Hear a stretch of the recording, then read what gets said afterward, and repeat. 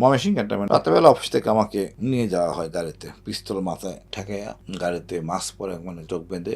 আপনি তখন মানে সেনাবাহিনীর কোন র্যাঙ্কে ছিলেন? Lieutenant colonel. মানে আপনি তখন একজন লেফটেন্যান্ট কর্নেল এবং আপনাকে লেফটেন্যান্ট কর্নেল। শুন না ভাই, আমি বীর প্রতীক, বাংলাদেশ রাইফেল পদক পাওয়া, বাংলাদেশ পুলিশ মেডেল পাওয়া, বাংলাদেশের সবচেয়ে বেশি অস্ত্র উদ্ধার আমার, সবচেয়ে বেশি যুদ্ধ আমার। আমি গর্ব করতে লাগে না, আমি করতে হয় না, সবাই করে। এবং আমাকে উঠে নিয়ে ওই যে ধমক দেখানোর জন্য, অবস্থাদেরকে ভয় আতঙ্কে রাখার জন্য বিডিআর মেসাকার করলাম, খালেদা জিয়ার বাই করে দিলাম, হাসিন রে আটকায় ফেললাম, মুখ বন্ধ, সবাই ঠাও, সবাই আমাকে নেতা মান, আমাকে গুম করে নিয়ে 43 দিন ফ্লোরে ফেলে রাখে, চোখ বাঁধা অবস্থায়, হাত বাঁধা অবস্থায় ফ্লোরে। আজকে অনেক সেনাবাহিনীর অফিসার অনুরোধ করেন হাসিন, অনুরোধে কিছু নাই এখানে, আপনারা প্রলোভনে পড়ে হন, যেই করেন হোক এই জুলুম করছেন। আমি সর্বাধিক অপরাধ, যত বড় কঠিন অপরাধী করি না কেন আমি, আমাকে আপনি গুম করতে পারেন না, এটা পরিষ্কার। সেনা আইন এটা আপনাকে এই ক্ষমতা দেন নাই। আপনি উচিত ছিল বলা সেনা আইন কঠিন আইন, এই আইনে বিচার করা, তাইলে সমস্যাটা হইতো না। এখন সমস্যা আপনি পড়ে ফেলছেন, কি অপরাধ করছি আমি, তাহলে সেই অপরাধে আমার দণ্ড দিতেন। তারপরে অপরাধ খুঁজে পান নাই, চেষ্টা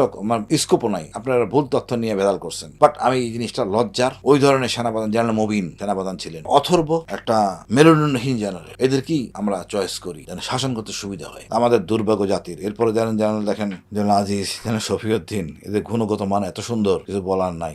রাষ্ট্র হতাশ, এই জেনারেল রেখে লাভটা কি? আমাদের এই জেনারেল দরকার নাই, আমাদের এই জেনারেল দরকার নাই। আমরা আমাদের মতো করে দেশ গড়বো, আমাদের মতো করে সেনাবাহিনী বানাবো। রাইট। আপনি 43 দিন তাহলে গুম ছিলেন তখন? 43 দিন গুম, তারপর কোর্ট মার্শাল করতে 7 মাস প্লাস বসে কোর্ট মার্শাল করে। এই কোর্ট মার্শালে আমার কোনো ডিফেন্ডিং অফিসার দেওয়া হয় নাই, আমার ডিফেন্স আমাকেই করতে হয়। তারপর আমাকে জেলে পাঠায়, জেলে পাঠায়ও শান্তি হয় নাই, জেএমবি দিয়ে আমাকে মারার চেষ্টা করা হয়। প্রথমে জেলখানায় প্রথমে শীর্ষ সন্ত্রাসী যারা ছিল তাদের ওখানে রাখে আমাকে, পরে আবার দেখলাম আমি তাদের সাথে ম্যানেজ করে ফেলছি, তারপরে রাখে আমার জেএমবিদের সাথে ছেলে, আমি শায়েক আব্দুর রহমানের ছেলে, ও কিন্তু আমার হাতে আহত হয় গুলিতে কুমিল্লায়। তাকে বলে দেওয়া হয় এই লোকটা তোমারে মারছে, তুমি তাকে মারো। সে আমাকে বলে, নাবিল, শায়েক আব্দুর রহমানের ছেলে, কর্নেল তোমাকে আমরা হত্যা করবো। মানে সরাসরি জেলখানাটা বললো? হ্যাঁ, পাশের রুমে রাখছে আমাকে।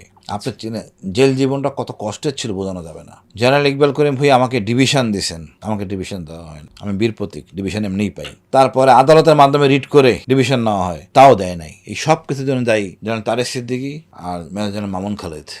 উদ্দেশ্যপূর্ণ আমাকে মারতে হবে, আমি এলাম মানে ভারতের চোখে আমি জন্ম থেকে এন্টি ইন্ডিয়ান, এবং এন্টি ইন্ডিয়ানে আমি ওদের কথা শুনি নাই, কাজ মানে 111-এর সময় রয়ের কথা শুনি নাই, সুতরাং আমার রাখা বড় ডিফিকাল্ট। আর আমার অনুসারী অনেক অফিসার আমার কথা শুনে বোঝে। এটা ছিল আসলে মানে কি বলবো, মানুষ কত নিচে নামতে পারে। কিছু অফিসার, এই বিষয়ে মামুন খালেদ, জেনারেল মবিন, আরো কিছু লবি জেনারেল, আমি জানি না তারা এখন কেমন আছেন।